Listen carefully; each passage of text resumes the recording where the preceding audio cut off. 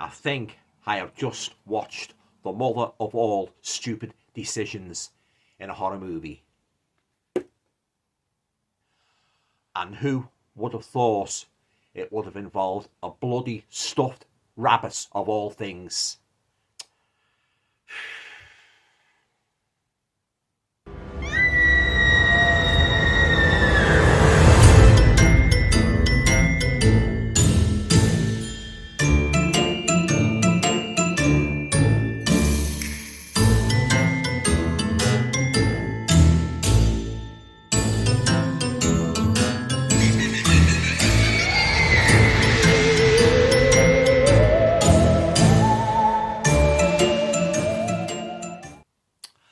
Hi guys, welcome to another video. Hope you're all keeping well. Now for this video I'd like to review a horror thriller movie that I watched just last night. Now the movie came out in 2024 and it stars James McAvoy, Mackenzie Davis and Aisling Franciosi. Now it was the executive producer was Beatrice Sequara.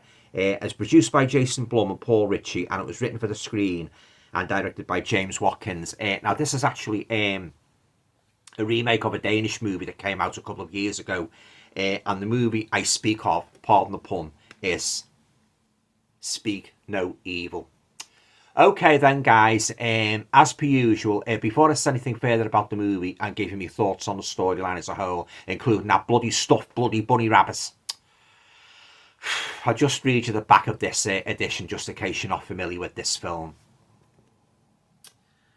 James McAvoy is superb, but I wouldn't argue with that. After befriending a British couple with a mute son, Americans Ben and Louise accept an unusual invitation to bring their daughter for a weekend at an idyllic country estate. Yet when they discover their hosts are hiding sinister motives, Ben and Louise fear their family may be pawns in a disturbing plot. Led by a riveting performance from James McAvoy as a charismatic man masking unspeakable darkness, a dream holiday warps into an unnerving nightmare in the shocking thriller from Blumhouse, producers of The Black Phone. So there you go, guys. That's the synopsis for this 2024 horror thriller release starring James McAvoy, Speak No Evil. Okay then, guys, on to my thoughts now on the movie as a whole. I thought it was an average kind of thriller, primarily spoilt by that bloody stuffed bunny scene, but more on that later.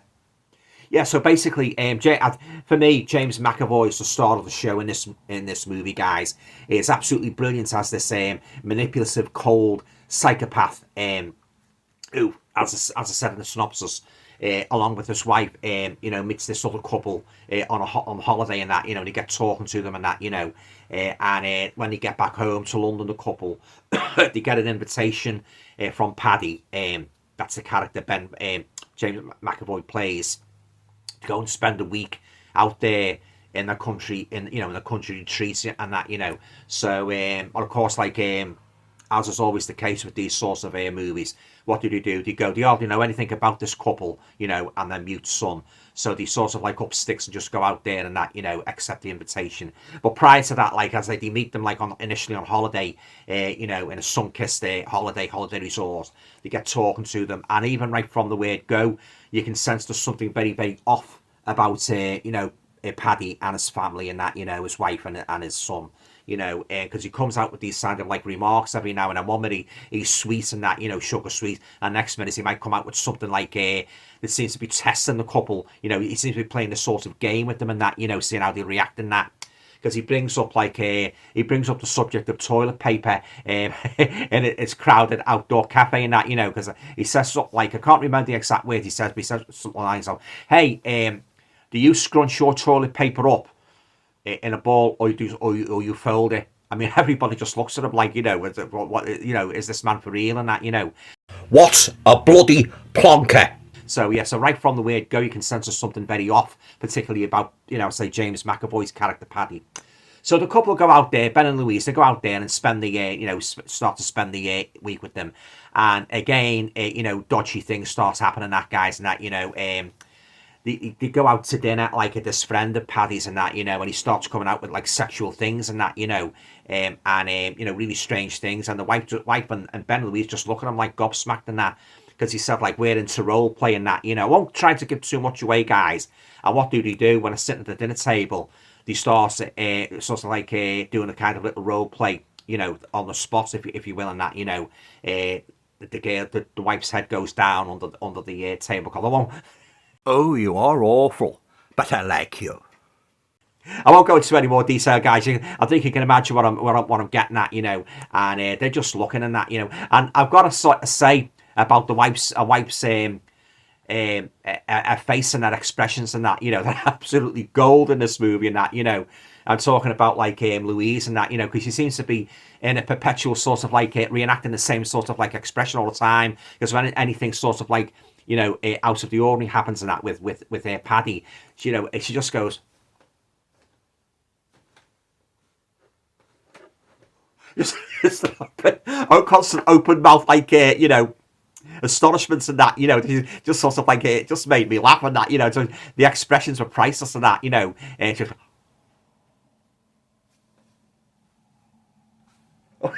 Yeah, guys, I'm telling it like it is. This is exactly how she behaves in the movie and that, Louise and that, because she's sort of like she's pretty like sort of like on her guard with Paddy and his family. She knows there's something off and that, and there's two songs in this movie, guys. Like I think they were a little bit drawn out. If you like the songs Cotton Eye Joe, the country western song, and the Bangles, Eternal Flame, I think you will dig this movie. Yeah, a bit elongated for my liking and that, because like when they're sort of like they're dining out again al fresco in Paddy's pad and that, the two kids make friends and that, the mute son and their little girl, and they start like doing like dancing to. He puts the radio on. Paddy, and he starts dancing, doing the line dance to Cotton Eye Joe, and Paddy keeps saying, no, you're doing it wrong to his son and that, you don't do it like that, and he starts getting a bit rough and that, he starts sort of like maltreating his son to a sort of like questionable extent and that, so this sort of like, again, Louise, one of her priceless expressions. Honestly, yeah, you'd have to see the movie, guys, to see yourself what I'm on about. And he starts berating Paddy and that, saying like, we don't be talking to him like that. He's only a kid and that, and then there's another instance as well where they're sitting at the dinner table. I'm not sure if it's the same day, and Paddy's wife, she looks at the little girl, the other couple's little girl, and she says, "You don't eat with your mouth full." And she starts bossing around, and of course, like Louise takes exception to that, and she said, "Don't be, she's my daughter." Things like that, off things. He seems to be testing them and that, doing these like weird things and that. But yeah, it was okay. I mean, I not too sure whether I could watch it again in a hurry, but I'll keep it in my collection, and I didn't hate it, and I didn't love it. It's sort of like in between. It's an average kind of a thriller. But as I say, the start of the show is definitely, James McAvoy is fantastic as this psychopathic father, and, he's supposed to be a doctor and that. He toys with the couple as well, because, like, the little girl injures herself and that, they take her back into the house, and the husband that who's a right milk toast. That means he's a bit of like wimp, the husband, and that Ben. He's sort of like he doesn't really seem to push himself much in that, he seems to be a little bit reserved. Ample opportunities to get away as well, but don't want to go into that too much because I don't want to reveal too much of the movie. But yeah, when he take the little girl back into the house, it's self-inflicted with a pin. She just wanted to get her mother away from the alfresco scene and talk to her. What she's discovered something very dark in the basement and that, with the help of a little boy. But I won't go into that any further. Like you see it yourself. And yeah, well, he come in, and Paddy comes in, and Ben, the husband, said, "You're a doctor," and Paddy looks at him like questioningly. He said, "I'm not a doctor." And then the husband says, "You told us back when we first met you're a doctor." "No, I'm not a doctor." "Of course I'm a doctor," he said. "Oh, you should have seen your faces." "Oh, you should have seen your faces." He's a real, what's the name, guys? He's a real dodgy character, this Paddy and that, But oh yeah, very, very played brilliantly by James McAvoy. Really psychopathic, like sort of like he's a man. He's basically he seems to be like a man on the edge and very, very unpredictable. You don't know what he's going to do next. You don't know what he's going to say next and that. And when of course, like in the third half of the movie, I'm not going to give anything away. Well, all hell breaks loose and that. That's just one instance and that. But yeah, now we're going to get to the that's a cursed stuffed bunny rabbit scene now, because like what happens is the wife, Louise, she's sort of like hears this disturbance in the night, and she wakes up and she goes into the room and she sees a little girl in bed with Paddy and his wife, and of course she's shocked and that, so she says to her husband, come on, we're getting out of here, we're packing bags and we're getting out of here. So they get into the car and that, and they sneak away surreptitiously and nocturnally when Paddy and his wife is still fast asleep in bed. But what happens is, as they're driving along the country road, getting away from the couple's abode and that, the little girl says, "Oh," she said, "I've left I think the rabbit's name's Hoppy. I'm sure it's Hoppy. I've left Hoppy back at the house." And the father said, "We get you another one." No, I don't want another one. I want Hoppy. A little bit irritating, guys, to be honest, not making such a fuss out of bloody stupid stuffed bloody bunny rabbit that's after all 10 a penny. I want Hoppy. I don't want any other. I don't want any other bunny rabbits. I want Hoppy. So what did he do? They stop the bloody car. They turn around and they go back to the bloody house. What a stupid bloody decision. Duh. Dad, I think I got it wrong again, Dad. I got it wrong again. As I said at the beginning of this video, I think this is the mother of all stupid decisions. I've seen some stupid bloody decisions, guys, in horror movies, but this takes the bloody cake. It had me hopping mad. Pardon the pun. It had me hopping mad, as I believe other people have watched it. They bring that up. A lot of people, once you saw that scene with the bunny rabbit, they said, "I'm not watching anymore," because it completely destroyed the credibility of this movie. It could have been a great movie, this, but yeah, once that stupid, just as if you go back to retrieve a bloody bunny rabbits and that, knowing like that there's something very dark about this couple, something very edgy, you'd go, wouldn't you? You'd just get away. Yeah, as I say, they just turn around and just go back. Yeah, and it doesn't really end well, guys, in regard to the bunny rabbits after all, and that, because it ends up being bloody ripped and that, in a very on the edge of your seat rooftop scene involving a very shaky ladder. But that's all I'm saying. Yeah, but yeah, what a ridiculous, stupid decision. Why didn't you leave the bloody bunny rabbits and that? Why would you want to go back? Like there's something very dark, as I say. Particularly about Paddy and that, he's a man he's basically, you just don't know what he's going to do next. And he's very menacing and he's got this sort of like look about him. He seems to be looking not right at you, but he seems to be looking like a forehead, as if he's trying to imagine, what you think. And he's got this like, his eyes like tilted up like that. Sort of like, you'd have to see it, guys.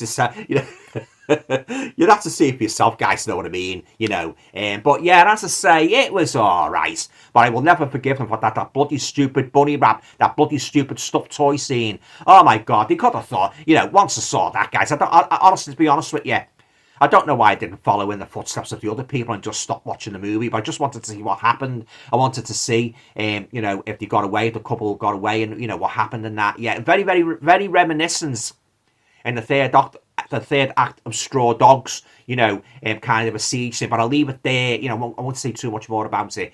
But yeah, it's a bit of a slow burner, guys, and there's no jump scares in it, so don't go into this expecting the usual jump scares, but you won't get them.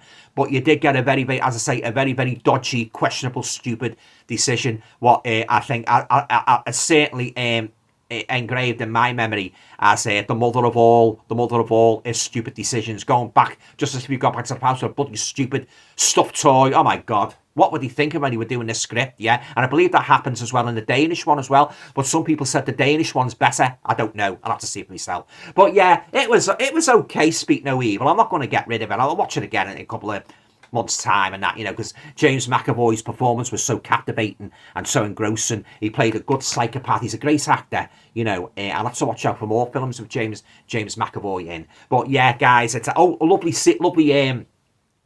picture quality as well. No, none of this dirty dishwater colour and that, which is so, unfortunately, so common with a lot of horror movies, like, lovely setting of the holiday and that, and the kids and that, I thought that they had good chemistry, the little girl making up with the boy, the mute son, who's basically, he's basically the reason why he's moved, he's had his tongue cut out, and basically, when we first see him, he just says why he can't speak, he just goes, like signifying his tongue had been cut out. But I won't go into too much detail about the whys and wherefores and what happened and that. I will let you see the movie for yourself. I don't want to give away too much, but as I say, the best moment was James McAvoy. He was the highlight of the movie for me. And then you've got his wife is very sort of like, she's a bit reserved and that she's very, very soft spoken. But then you get the impression she's basically in on the dark secrets as well and that. But yeah, as I say, like James McAvoy stole the show here. Okay then, guys, I'm going to do a racing now for Speak No Evil. I think I'll give it maybe what? I think I'll give it 6 out of 10. It tried. It could have been better with a couple of tweaks and that, you know. But the stupid decisions and the husband as well, you know, Ben. I mean, he was just sort of like, he was just basically a milk toast and that, you know. He's basically, he had ample opportunity and his character didn't really develop much, you know, if anything, and that, you know.